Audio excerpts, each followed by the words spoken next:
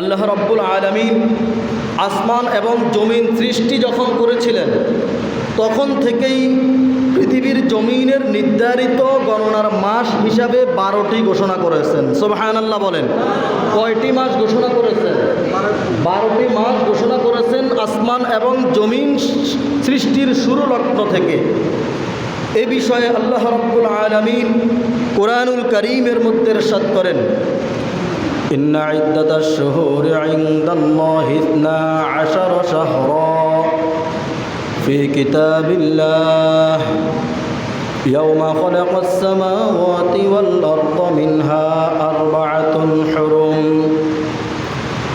আল্লাহ রাব্বুল আলামিন জানায়া দেন, ও দুনিয়ার মানুষ, আমি আল্লাহ তাআলার পক্ষ থেকে আসমান এবং জমিন সৃষ্টির শুরু লগ্ন থেকে 12টি মাসকে আমি আল্লাহ তাআলা নির্ধারণ করে দিয়েছিলাম। সুবহানাল্লাহ।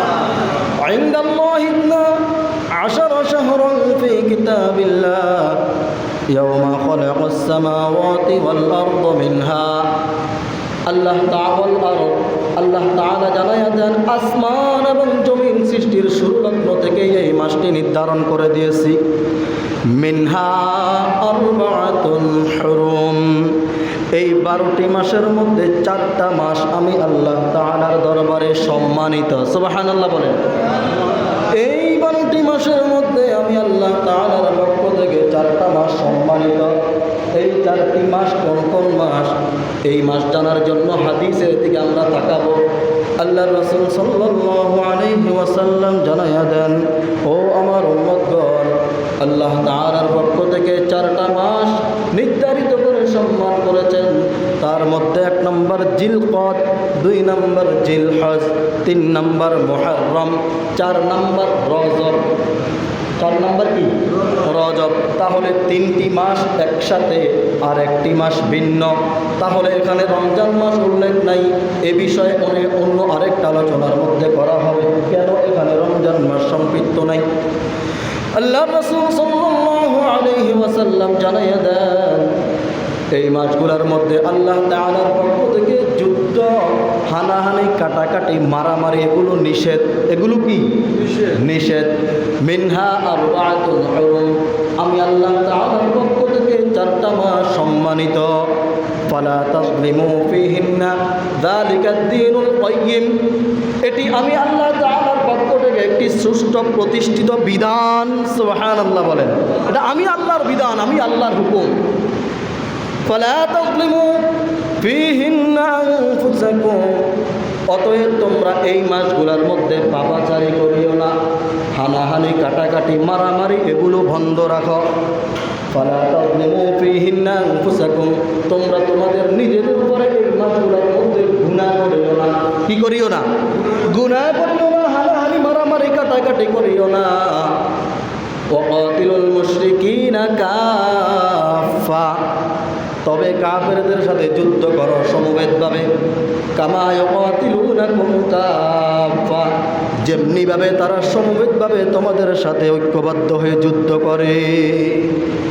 নিষিদ্ধ মাসের দিকে তাকাইয়া কাফের বেঈমানরা যদি তোমাদের উপরে অত্যাচার করে, কোনো জুলুম করে, কোনো নির্যাতন করে, তোমরা নিষিদ্ধ মাসের দিকে তাকাইয়া বসে থাকিও না। তোমরাও তাদের সাথে পাল্টা জবাব দিয়া ঐক্যবদ্ধ হইয়া তোমরাও তাদের সাথে যুদ্ধের মধ্যে লেগে যাও। সুবহানাল্লাহ। অতএব নিষেধ করেছেন আল্লাহ, আবার যুদ্ধের জন্য বলেছেন আল্লাহ। এজন্য মুহররম মাসের কেন এত গুরুত্ব? আমাদের নবী মুহাম্মদুর রাসূলুল্লাহ সাল্লাল্লাহু আলাইহি ওয়াসাল্লাম মক্কা থেকে যখন মদিনায় হিজরত করতে গেলেন, মদিনাতে হিজরত করার জন্য গেলেন, সেখানে আল্লাহর রাসূল যখন বসবাস করতে লাগলেন, সেখানে আল্লাহর রাসূল দেখলেন ইয়াহুদীরা একটা দিন রোজা রাখে। একটা দিন কি রাখে? রোজা রাখে। আল্লাহর রাসূল সাল্লাল্লাহু আলাইহি ওয়াসাল্লাম তখন ওই ইয়াহুদীদেরকে জিজ্ঞাসা করলেন, তোমরা কেন রোজা রাখো? তখন ইয়াহুদীরা ডাক দিয়ে বলে, আমরা রোজা রাখি এই দিনে বনি ইসরাইলের নবী পয়গম্বর মূসা আলাইহিস সালাম ফেরাউনের অত্যাচার থেকে, নীল নদ থেকে পার হয়েছেন, তার শুকরিয়া স্বরূপ হিসাবে আমরা রোজা রাখি। তখন আল্লাহ রাসূল সাল্লাল্লাহু আলাইহি ওয়াসাল্লাম ইহুদিদেরকে লক্ষ্য করে বলেন, আমরা তো তোমাদের কাছে মূসা নবীর থেকেও অনেক দূরে নয়, আমরা তোমাদের কাছে মূসা নবীর থেকেও একেবারে নিকটতম। অতএব তোমরা মূসা নবীর অনুসরণ না করে আমাদের অনুসরণ করো।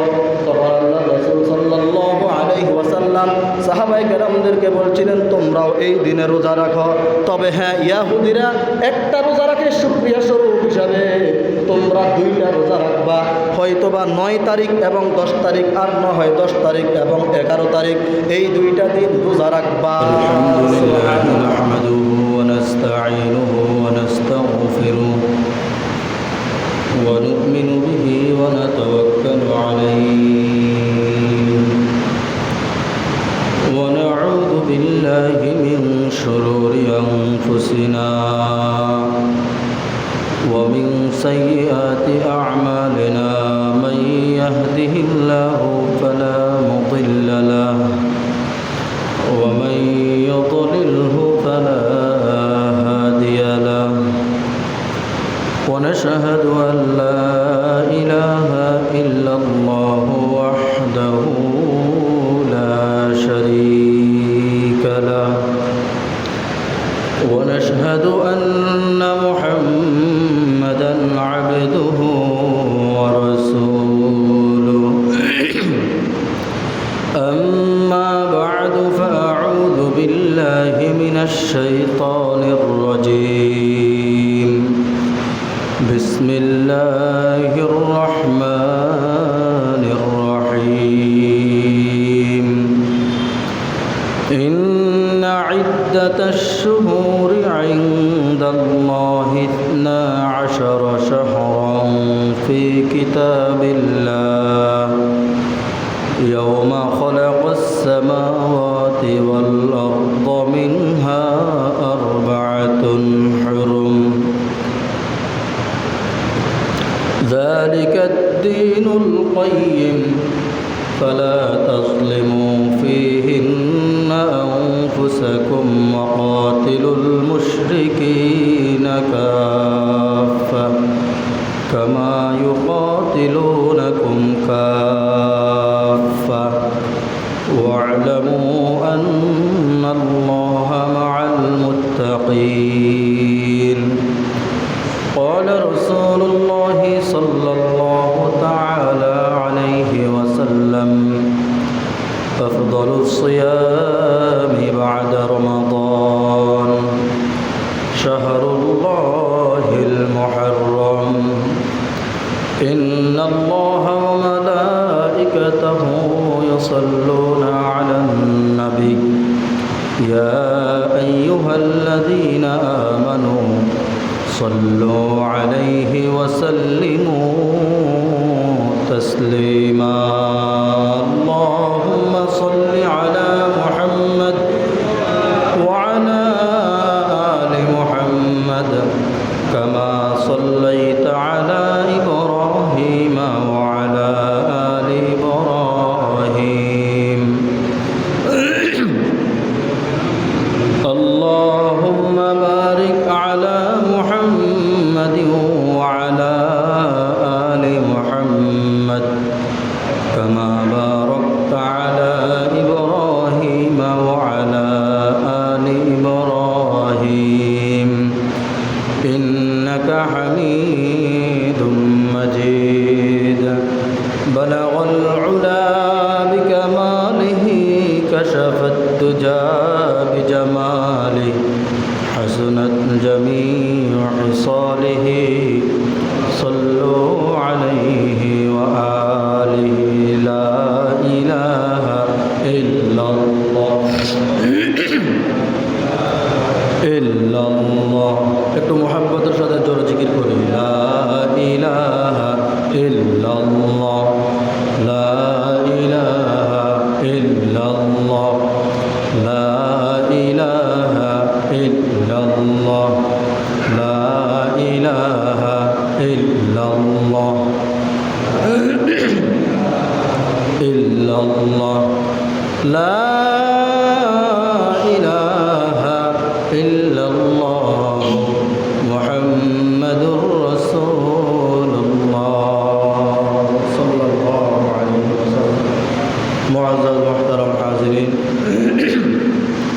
আল্লাহ রব্বুল আলামিনের দরবারে শুকরিয়া আদায় করি যে মহান রব্বুল আলামিন পবিত্র জুমার দিন আল্লাহ তাআলার মহান হুকুম জুমার নামাজ আদায় করার জন্য আল্লাহর ঘর মসজিদে আমাদেরকে আসার বসার তৌফিক দান করেছেন।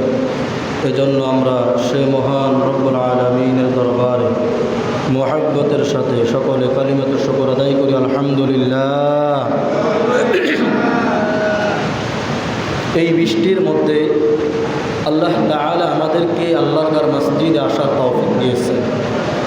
অনেকে হয়তোবা বৃষ্টির কারণে জুমা থেকে মাহরুম যাবে। প্রকৃত ইমানের পরিচয় কাদের? ইমানের পরিচয়ের জন্য আল্লাহ রাব্বুল আলামিন মাঝে মধ্যে বিভিন্ন সমস্যায় দিয়ে থাকেন। বৃষ্টির মধ্যে যারা কষ্ট করে আসবে, যারা আল্লাহর হুকুম পালন করার জন্য আসবে, তারা ইমানের পরিচয় দিবে। আল্লাহ তাআলা এই বৃষ্টির মধ্যেও আমাদেরকে আগে আসার তৌফিক দিয়েছেন। এজন্য আমরা আবারও শুকরিয়া আদায় করি আলহামদুলিল্লাহ। আরবিতে এখন যেই মাস চলতেছে এই মাসের নাম কি? মুহররম। মাশাআল্লাহ, এই মাসের নাম কি? মুহররম। মুহররম আরবি মাসের প্রথম মাস। মুহররম দিয়েই আরবি মাস গণনা শুরু। তো আমরা সাধারণত ইংরেজি নববর্ষ যখন আসে বিভিন্নভাবে নতুন বছরকে বরণ করার জন্য বিভিন্ন পাহেশা কাজ করে নতুন বছর উদযাপিত করে থাকেন। নাউজুবিল্লাহ। বাংলা মাসের যখন বৈশাখী নববর্ষর প্রথম দিন আসে, সারা দেশে তোলপাড় শুরু হয়ে যায় নববর্ষকে গ্রহণ করার জন্য। কিন্তু আরবি মাস যখন আসে তখন আমাদের আর খবর থাকে না। অথচ আরবি মাসের হিসাব রাখা ফরজে কিফায়া। আরবি মাসের হিসাব রাখা ফরজে কিফায়া। জানাজার নামাজ যেমনিভাবে ফরজে কিফায়া, কিছু সংখ্যক লোক যদি আদায় করে সকলের পক্ষ থেকে আদায় হয়ে যায়, তেমনিভাবে আরবি মাসের হিসাব রাখাও ফরজে কিফায়া। কিছু সংখ্যক লোক স্মরণ রেখে মানুষকে বিভিন্ন বিষয়গুলো স্মরণ করিয়ে দেয়া সকলের পক্ষ থেকে কি ফরজে কিফায়া আদায় হয়ে যায়। তো আমরা সেই ফরজে কিফায়ার অন্তর্ভুক্ত হয়ে আরবি মাসের প্রথম মাসে আমরা আসছি। এই প্রথম মুহররম মাস, এই মাসের মধ্যে অনেক গুণাগুণ রয়েছে, অনেকগুলো ইতিহাস রয়েছে। আমরা প্রথমত জানব মুহররম শব্দের অর্থটা কি। মুহররম শব্দের অর্থ হচ্ছে নিষিদ্ধ হওয়া। কি হওয়া? কি হওয়া? নিষিদ্ধ হওয়া, সম্মানিত হওয়া। তো নিষিদ্ধ কেন হয়েছে আবার সম্মানিত কেন হয়েছে এ বিষয়ে আমরা আলোচনা করব।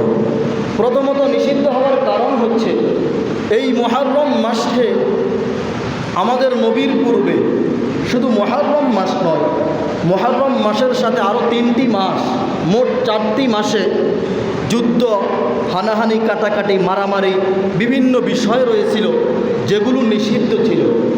কিন্তু আমাদের নবীর আগমনের পরে, নবীর হিজরতের পরে এই বিষয়গুলো পরিবর্তন করা হয়েছে। কেন পরিবর্তন করা হয়েছে সে বিষয়ে আমরা সামনে আলোচনা করব। এই হচ্ছে নিষিদ্ধ, নিষিদ্ধ হওয়ার কারণ। এই মাসে বিভিন্ন বিষয় নিষিদ্ধ ছিল, নিষেধ ছিল। হারাম, মুহররম আল্লাহ তাআলার পক্ষ থেকে নিষেধ ছিল। আবার দ্বিতীয়বার এই মাসের নামের অর্থ হলো সম্মানিত। অর্থ কি? সম্মানিত। এই সম্মানিত কেন হয়েছিল এ বিষয় থেকে আমরা আলোচনা শুরু করব ইনশাআল্লাহ।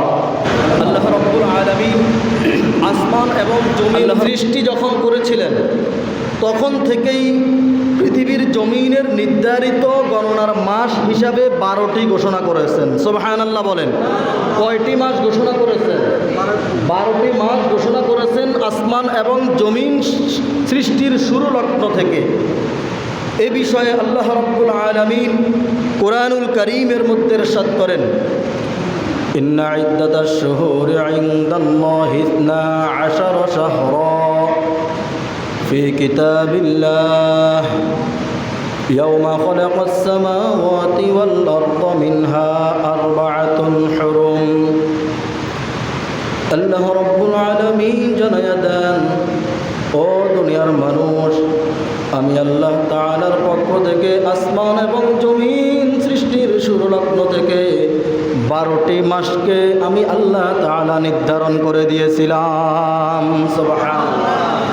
ইনদাল্লাহি 12 শাহরান ফি কিতাবিল্লাহ ইয়াওমা খালাকাস সামাওয়াতি ওয়াল আরদ মিনহা আল্লাহ তাআলা জানায়া দেন, আসমান এবং জমিন সৃষ্টির শুরুলগ্ন থেকে এই মাসটি নির্ধারণ করে দিয়েছি। মিনহা আরবাআতুন হুরুম, এই 12টি মাসের মধ্যে 4টা মাস আমি আল্লাহ তাআলার দরবারে সম্মানিত। সুবহানাল্লাহ বলেন। এই 12টি মাসের মধ্যে আমি আল্লাহ তাআলার পক্ষ থেকে 4টা মাস সম্মানিত। এই 4টি মাস কোন কোন মাস, এই মাস জানার জন্য হাদিসের দিকে আমরা তাকাবো। আল্লাহ রাসূল সাল্লাল্লাহু আলাইহি ওয়াসাল্লাম জানায়া দেন, ও আমার উম্মতগণ, আল্লাহ তাআলার পক্ষ থেকে 4টা মাস নির্ধারিত করে সম্মান করেছেন।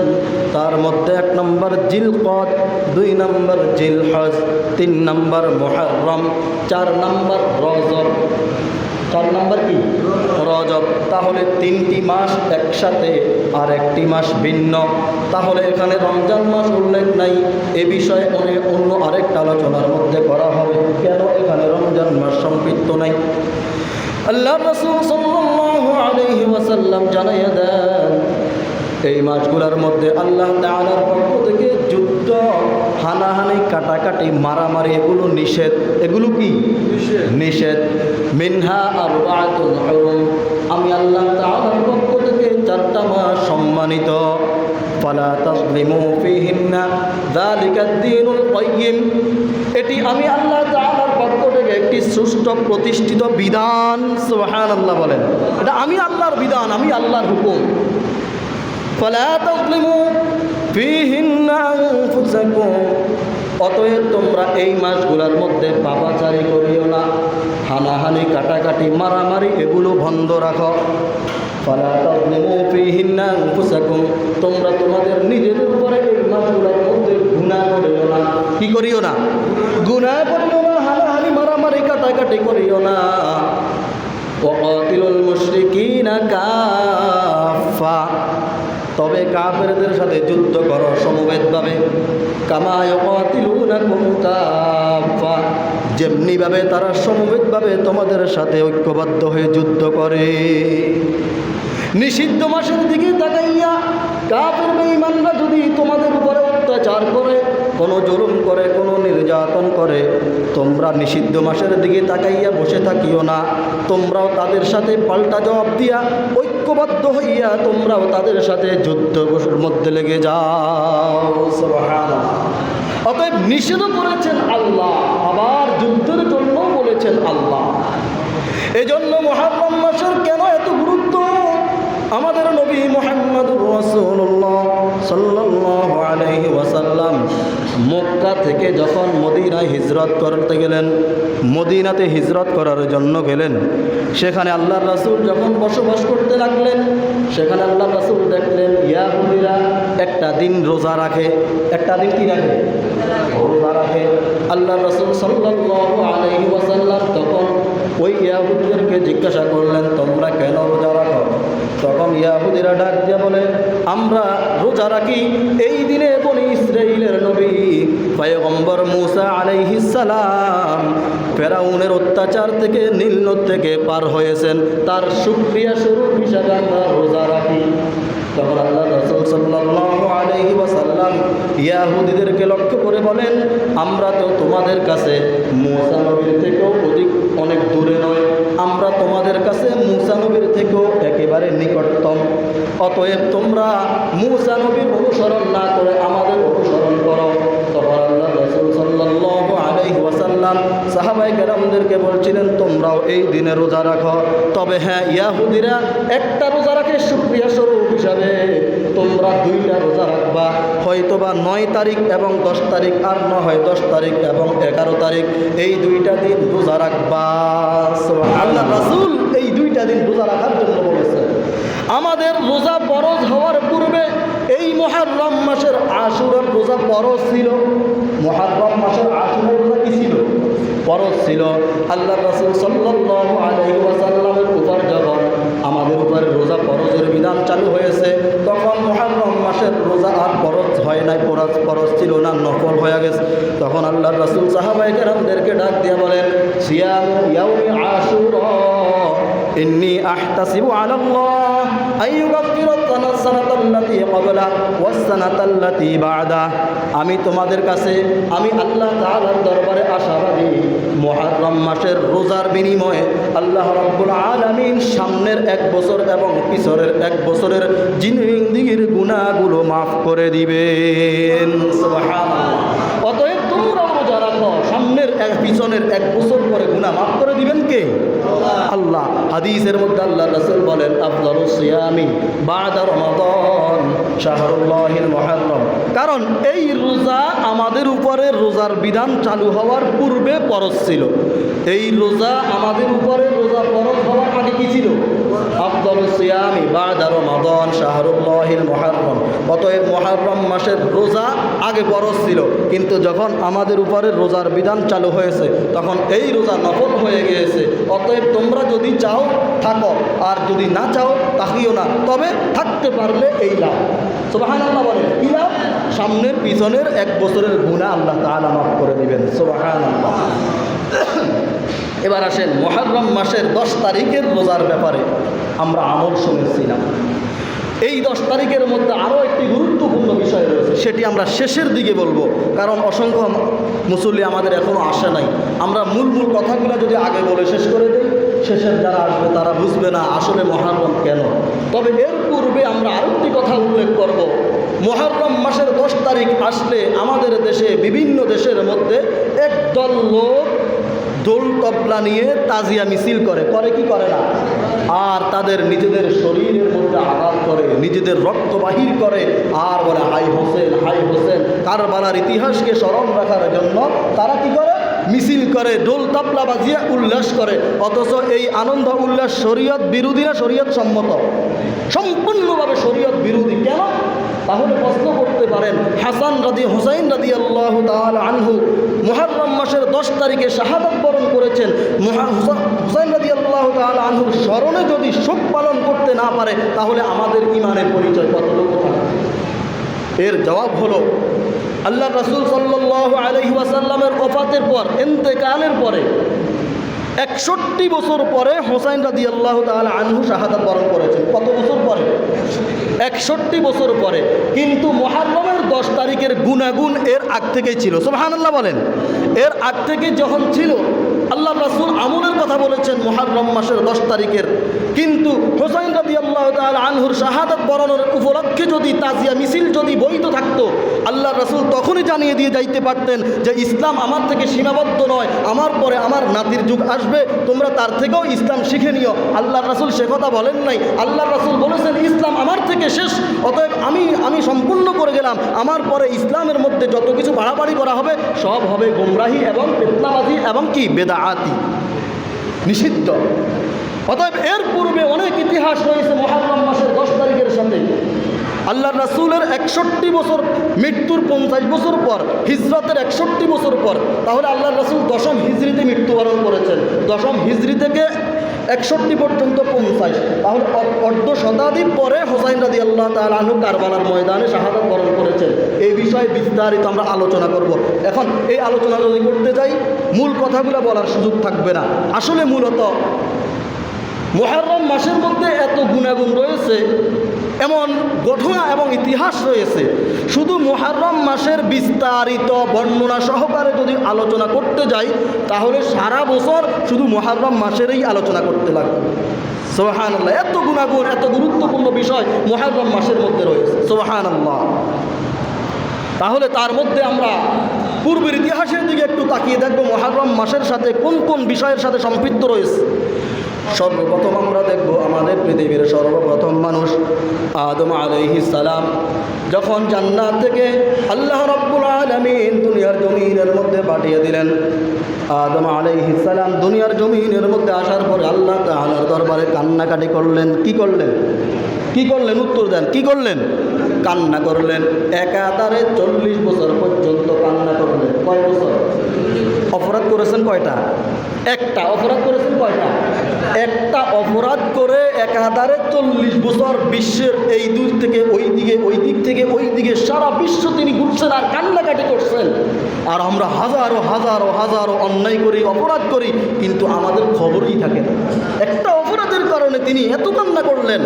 আল্লাহ রাব্বুল আলামিন দীর্ঘ বছর পরে তার তওবা কবুল করলেন। সুবহানাল্লাহ বলেন। রাব্বুল আলামিন জানায়া দেন ফাতালাক্কা আদম মিন রাব্বিহি কালিমাত ফাতাবা আলাইহি ইন্নাহু হুয়াত তাওয়াবুর রহিম। আমি আল্লাহ তাআলার পক্ষ থেকে আদম আলাইহিস সালামকে তাওবার দোয়া শিখিয়ে দিলাম এবং আমি আল্লাহ তার তওবা কবুল করে নিলাম। সুবহানাল্লাহ। যেই দিন আল্লাহ রাব্বুল আলামিন আদম আলাইহিস সালামের তওবা কবুল করলেন, ওই দিনটা ছিল মুহররম মাসের 10 তারিখ। সুবহানাল্লাহ। তাহলে 10 তারিখের সাথে শুধু কারবালার সাথে সম্পর্ক নয়, এ হচ্ছে পৃথিবীর সর্বপ্রথম ইতিহাসের সম্পৃক্ত বিষয় ঘটনা। আদম আলাইহিস সালামের তওবা কবুল করলেন মুহররম মাসের কয় তারিখে? 10 তারিখে। এবার দ্বিতীয় বিষয় আমরা আসি। দ্বিতীয়ত আল্লাহ রাব্বুল আলামিনের আরেকজন পয়গম্বর হযরত ইদ্রিস আলাইহিস সালাম। আল্লাহ রাব্বুল আলামিন ইদ্রিস আলাইহিস সালামকে সশরীরে আসমানে উঠিয়ে নিলেন। রাব্বুল আলামিন কুরআনুল কারীমের মধ্যে ইদ্রিস আলাইহিস সালাম সম্পর্কে জানায়া দেন, ওয়াযকুর ফিল কিতাবি ইদ্রিস ইন্নাহু কানা সিদ্দীকান নাবিয়্যা ওয়া রাফা'নাহু মাকানান আলিয়্যা। আল্লাহ রাব্বুল আলামিন জানায়া দেন, ওয়াযকুর ফিল কিতাবি ইদ্রিস, স্মরণ করুন আমার পয়গম্বর ইদ্রিস আলাইহিস সালামকে। অতএব ইদ্রিস আলাইহিস সালাম আমার একজন নবী, আমার একজন কি? ওয়াযকুর ফিল কিতাবি ইদ্রিস, স্মরণ করুন আমার কিতাবে ইদ্রিসকে। ইন্নাহু কানা সিদ্দীকান নাবিয়্যা, তিনিও ছিলেন একজন সত্যনিষ্ঠ এবং আমি আল্লাহর পয়গম্বর, আমি আল্লাহর নবী। সুবহানাল্লাহ বলেন। ওয়া রাফা'নাহু মাকানান আলিয়্যা, আমি আল্লাহ তাআলার পক্ষ থেকে তাকে উচ্চ জগতে উঠিয়ে নেওয়া হয়েছিল। ওয়া রাফা'নাহু মাকান, তার মাকান স্তরের মধ্যে আলিয়্যা, উচ্চ স্তরে। এখানে উচ্চ স্তরের মধ্য দিয়ে মুফাসসিরিনে কেরাম বর্ণনা করলেন দুইটা। কয়টা বর্ণনা করেছেন? দুইটা বর্ণনা করেছেন। এক নম্বর বর্ণনা হলো আল্লাহ রাব্বুল আলামিন ইদ্রিস আলাইহিস সালামকে সরাসরি দুনিয়ার জমিন থেকে মৃত্যু না দিয়ে সশরীরে আসমানে উঠিয়ে নিয়েছেন, জান্নাতে নিয়ে গেছেন। সুবহানাল্লাহ বলেন। আরেক বর্ণনার মধ্যে পাওয়া যায় আল্লাহ রাব্বুল আলামিন ইদ্রিস আলাইহিস সালামের জামানায় আমলের গুনাহগুনের মধ্যে 1% রেখেছেন। মানুষ যেই কোনো কাজ করবে একটা কাজের বিনিময় একটাই সওয়াব, যেই কোনো আমল করবে একটা আমল করবে একটাই সওয়াব। কিন্তু আমাদের জন্য এমনও আমল রয়েছে একবার সুবহানাল্লাহ বললে অসংখ্য সওয়াব, একটা আমল করলে অসংখ্য সওয়াব। শবে কদরের মতো রাত্রিতে একটা আমল করলে 1000 বার আমল করার সওয়াব। সুবহানাল্লাহ। কিন্তু ইদ্রিস আলাইহিস সালামের জামানায় মাত্র একটাই করলে একটাই সওয়াব। তিনি যখন জানতে পারলেন আল্লাহ রাব্বুল আলামিনের পক্ষ থেকে ঘোষণা করা হয়েছে, আজ থেকে যদি কোনো আমার বান্দা বান্দি একটা আমল করে আমলনামায় 2টা করে সওয়াব দেওয়া হবে। সুবহানাল্লাহ। ইদ্রিস আলাইহিস সালাম যখন এই সংবাদ শুনলেন, শোনার পরে একটু খুশি হলেন এবং জিবরাইল আলাইহিস সালামের কাছে একটু আবদার জানালেন, ও জিবরাইল, আল্লাহ তাআলার পক্ষ থেকে যদি একটা কাজের বিনিময়ে 2টা সওয়াব দেওয়া হয় তাহলে আমার একটু আগ্রহ, দুনিয়ার জমিনে আরও একটু বেশি বাঁচবো আর একটু বেশি আমল করব। তুমি একটু আল্লাহ তাআলার দরবারে আমার জন্য সুপারিশ করো, সুপারিশ করে আমার হায়াত বৃদ্ধি করো, বৃদ্ধি করার ব্যবস্থা করো। তখন ইদ্রিস আলাইহিস সালাম জিবরাইল আলাইহিস সালাম ডাক দিয়ে বলেন, ও আল্লাহর পয়গম্বর ইদ্রিস, এই হায়াত কমানো বাড়ানো এ বিষয়ের দায়িত্ব আমার না, এ বিষয়ের দায়িত্ব হচ্ছে মালাকুল মউত ফেরেশতা আজরাইল আলাইহিস সালামের। কার? আজরাইল আলাইহিস সালামের। এবার ইদ্রিস আলাইহিস সালাম জিজ্ঞাসা করলেন, আজরাইল আলাইহিস সালাম এখন কোথায়? তখন জিবরাইল আলাইহিস সালাম বললেন, তিনি চতুর্থ আসমানের মধ্যে অবস্থান করতেছেন। কোন আসমান? চতুর্থ আসমানের মধ্যে তিনি অবস্থান করেন। এবার বললেন, তাহলে আমাকে নিয়ে চতুর্থ আসমানের মধ্যে চলো। এবার নিয়ে গেলেন সেই চতুর্থ আসমানের মধ্যে। চতুর্থ আসমানের মধ্যে নিয়ে গিয়ে আজরাইল আলাইহিস সালাম তিনি তো ব্যস্ত, তিনি সারা পৃথিবীর মধ্য থেকে অসংখ্য মানুষকে দৈনন্দিন নিয়ে যান, রূহ কবজ করে নিয়ে যান। আমরা যদি দেখি আমাদের এই এলাকার মধ্যে, আমাদের সমাজে 1 বছরে একজন মারা গেছে, আরেক সমাজে 2 বছরে একজন মারা গেছে। আসলে আজরাইল আলাইহিস সালাম প্রতি দৈনন্দিন মুহূর্তের মধ্যে হাজারো হাজারো মানুষকে কি রূহ কবজ করে নিয়ে যান, তিনি এত ব্যস্ত। জিবরাইল আলাইহিস সালাম সালাম দিলেন, তিনি সালাম নেওয়ার সুযোগ পায় নাই। হঠাৎ করে একটু নজর দিলেন, দেখলেন আমার দরবারে জিবরাইল আলাইহিস সালাম হাজির হইলেন। তখন তিনি ডাক দিলেন, কেন আমার দরবারে হঠাৎ করে আসলেন? তখন জিবরাইল আলাইহিস সালাম ডাক দিয়ে বলেন, ও মালাকুল মউত ফেরেশতা, আল্লাহর পয়গম্বর ইদ্রিস আলাইহিস সালামকে আল্লাহ রাব্বুল আলামিন এতদিন এক এক করে সওয়াব দিতেন, এখন 2টা সওয়াবের ঘোষণা করেছেন। তিনি আমার কাছে একটু কাকুতি মিনতি করলেন আপনার কাছে আসার জন্য। আপনি আল্লাহ তাআলার দরবারে সুপারিশ করে তার হায়াত একটু বৃদ্ধি করে দিবেন। ইদ্রিস আলাইহিস সালামের সংবাদ যখন শুনলেন, ওইদিকে মালাকুল মউত আজরাইল ফেরেশতা এর পূর্বে ইদ্রিস আলাইহিস সালামের মালাকুল মউতের তালিকা নিয়ে হাতে নিয়ে বসে চিন্তিত। হাতে নিয়ে কি চিন্তিত? যে আল্লাহ তাআলার পক্ষ থেকে যার মৃত্যু যেখানে লিখিত হয় তার মৃত্যুটা সেখানেই হবে। আমরা তো মনে করি, হাই রে, লোকটা গাড়ি অ্যাক্সিডেন্ট করে মারা গেছে, আজকে যদি বাড়ি থেকে না বাহির হতো, আমার কথা রাখে না, এই জন্য অ্যাক্সিডেন্ট হয়েছে। নাউজুবিল্লাহ, এটা সেরে কি কথা? এটা কি কথা? সেরে কি কথা? লোকটা আজকে পানি ডুবে মারা গেছে, লোকটা হঠাৎ করে অমুক দুর্ঘটনার সম্মুখীন হয়েছে, আমাদের কথা যদি শুনতো তাহলে দুর্ঘটনার সম্মুখীন হতো না। এগুলো এক ধরনের বিভ্রান্তমূলক কথা। আল্লাহ রাব্বুল আলামিন যার মৃত্যু যেখানে লিখে রাখেন, সে কখনো ওই জায়গায় যাওয়ার আগে তার মৃত্যু হবে না। এটাই ছিল আল্লাহ তাআলার পক্ষ থেকে কি বিধান, এবং এই বিষয়ের উপর ঈমান রাখা কি গুরুত্বপূর্ণ বিষয়। আকীদা থাকতে হবে, অন্যথায় ঈমানের দুর্বলতা চলে আসবে। এবার যখন মালাকুল মউত আজরাইল ফেরেশতা ডাক দিয়ে দেখলেন ইদ্রিস আলাইহিস সালামের মউতের তালিকা হচ্ছে চতুর্থ আসমানে। কোথায়? আপনারা মনে হয় আমার আলোচনা বুঝুন না। মালাকুল মউতের তার তালিকা কোথায়? চতুর্থ আসমানে। তখন তিনি জিবরাইল আলাইহিস সালামকে জিজ্ঞাসা করলেন, তিনি এখন কোথায়? বলছিলেন, এই যে আপনার সামনে। তখন বলছিলেন, ও ভাই জিবরাইল, আমার কাছে আর কোনো আবদার করিও না, আল্লাহ তাআলার পক্ষ থেকে বিধান হয়েছে ইদ্রিস আলাইহিস সালামকে চতুর্থ আসমানের মধ্যে জান কবজ করার জন্য। অতএব তুমি আমার কাছে কোনো আবদার না করো, আমি আমার দায়িত্ব দ্রুত পালন করি। এবার তিনি সেখানে চতুর্থ আসমানের মধ্যে ইদ্রিস আলাইহিস সালামের জান কবজ করলেন। এবং কি আমাদের নবী মুহাম্মদুর রাসূলুল্লাহ সাল্লাল্লাহু আলাইহি ওয়াসাল্লাম যখন আরশ মহল্লার মধ্যে মেরাজের সফরে গেলেন, সেখানে ইদ্রিস আলাইহিস সালামকে চতুর্থ আসমানের মধ্যে তিনি দেখে আসলেন। সুবহানাল্লাহ। তাহলে বিষয়ের সাথে পৃথিবীর ইতিহাসে, পৃথিবীর জমিনে অসংখ্য ওলামায়ে কেরাম অনেক গবেষণা করে দেখেছেন, ইদ্রিস আলাইহিস সালামের কোনো নমুনা পৃথিবীর জমিনে নাই। অতএব আল্লাহ তাআলা যে বলেছেন ওয়ারাফানাহু মাকানান আলিয়্যা, তিনাকে আমি আল্লাহর মাকান উপর উচ্চ স্তরে নিয়ে আসলাম। এই উচ্চ স্তরের ব্যাখ্যার মাধ্যমে 2টা ব্যাখ্যাই পাওয়া যায়। একটা ব্যাখ্যার মধ্যে সরাসরি জান্নাত, আরেকটা ব্যাখ্যার মধ্যে কি চতুর্থ আসমানে তার মৃত্যু। এই 2টা ব্যাখ্যার যেই তারিখটা ছিল, যেই সময়টা ছিল, ওই সময়টা ছিল মুহররম মাসের 10 তারিখ। সুবহানাল্লাহ। তাহলে কয়টা বিষয় পাইলাম আমরা? আদম থেকে ইদ্রিস। এবার সেখান থেকে আমরা আসি 3 নম্বর স্তরের মধ্যে, পয়গম্বর নূহ আলাইহিস সালাম। নূহ আলাইহিস সালামের জামানাও একই অবস্থা ছিল। তিনি যখন তার কওমদেরকে দ্বীন প্রচার করার জন্য দ্বীনের দাওয়াত দিলেন, কওম তার কোনো কথা শুনলেন না, তাকে নিয়ে আরো টিস্কারিমূলক কথাবার্তা বললেন। এক পর্যায়ে আল্লাহ তাআলার পক্ষ থেকে তার উপর ওহী নাজিল হয়ে যায়, ওয়া উহিয়া ইলা নূহিন আন্নাহু লা ইউমিনা মিন কওমিক ইল্লা মান ক্বাদ আমান ফালা তাবতাইস বিমা কানু ইয়াফআলুন। আল্লাহ রাব্বুল আলামিনের পক্ষ থেকে পয়গম্বর নূহ আলাইহিস সালামের কাছে ওহী নাজিল হয়। আল্লাহ তাআলা জানায়া দেন, ওয়া উহিয়া ইলা নূহিন আন্নাহু লা ইউমিনা মিন কওমিক, হে নূহ, তুমি আর দাওয়াত দিও না, তোমার কওমের মধ্যে কেউ ঈমান আনবে না। অতএব কেউ কখনো ঈমান আনবে না। ইলা নূহিন আন্নাহু লা ইউমিনা মিন কওমিক ইল্লা মান ক্বাদ আমান, কেউ কখনো কি ঈমান আনবে না ফালা তাবতাইস বিমা কানু ইয়াফআলুন। এই বিষয়কে নিয়ে তুমি দুঃখিত হয়ো না, তুমি ধৈর্যহারা হয়ো না। আল্লাহ তাআলার পক্ষ থেকে নূহ আলাইহিস সালাম যখন জানতে পারলেন তারা কেউ ঈমান আনবে না, তখন আল্লাহ তাআলার দরবারে তিনি দোয়া করলেন। কি করলেন? দোয়া করলেন। কি দোয়া করলেন? আল্লাহ তাআলা তাও জানিয়ে দিয়েছেন কোরআনুল কারীমের মাধ্যমে। তিনি আল্লাহ তাআলার দরবারে ডাক দিয়া বলতেছেন যে আল্লাহ তুমি এই কওমকে তুমি ধ্বংস করে দাও, শেষ করে দাও। আল্লাহ রাব্বুল আলামিনের পক্ষ থেকে তখন জানিয়ে দেওয়া হয়েছিল।